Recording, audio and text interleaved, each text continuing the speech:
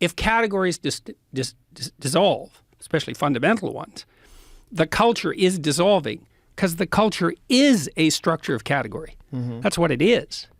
Right. So, and in fact, culture is a structure of category that we all share. So we see things the same way.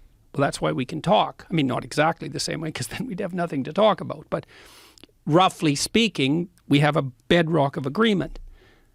That's the Bible, by the way. So I just walked through the Museum of the Bible in Washington. That was very cool. It's a very cool museum. So the structure, that's what the Bible Yeah, it's what provides. I figured out. I just figured this out this week. So it was a cool thing to walk through because it's chronological. They have one floor which is the history of the Bible. But it's not exactly that. It's really what it is the history of the book. Now, in many ways, the first book was the Bible. I mean, literally, because at one point there was only one book. Like, as far as our Western culture is concerned, there was one book. And for a while, literally, there was only one book. And that book was the Bible. And then before it was the Bible, it was it was scrolls and it was writings on papyrus. But we were starting to aggregate written text together.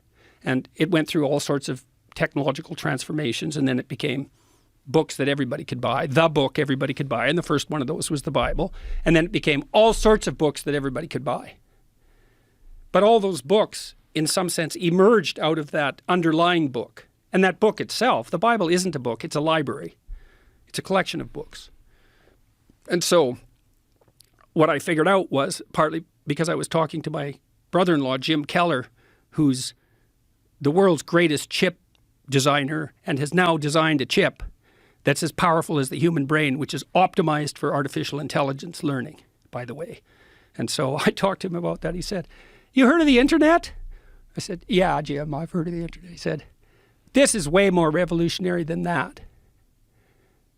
So in any case, we were talking about meaning in text because we were talking about translation and the problem of understanding text. And Jim said, the meaning of words is coded in the relationship of the words to one another. And the postmodernists make that case, that all meaning is derived from the relationship between words. That's wrong because, well, what about rage? That's not words. And what about moving your hand? That's not words. So it's wrong, but part of it's right because the meaning we derive from the verbal domain is encoded in the relationship between words. So now then you think, well, let's think about the relationship between words. Well, some words are dependent on other words. Some ideas are dependent on other ideas. The more ideas are dependent on a given idea, the more fundamental that idea is. That's a definition of fundamental. So now imagine you have an aggregation of texts in a civilization. You say, which are the fundamental texts? And the answer is the texts upon which most other texts depend.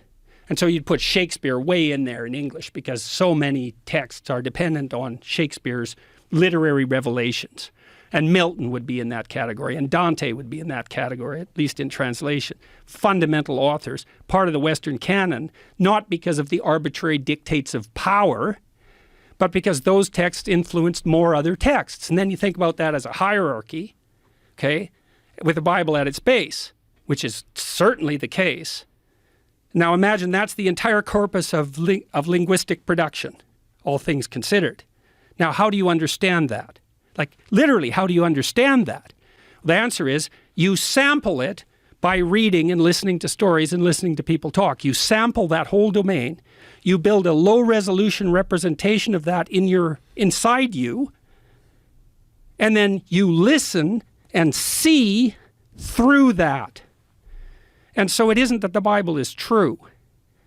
It's that the Bible is the precondition for the manifestation of truth, which makes it way more true than just true.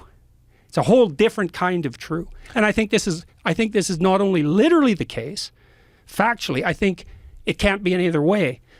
It's the only way we can solve the problem of perception.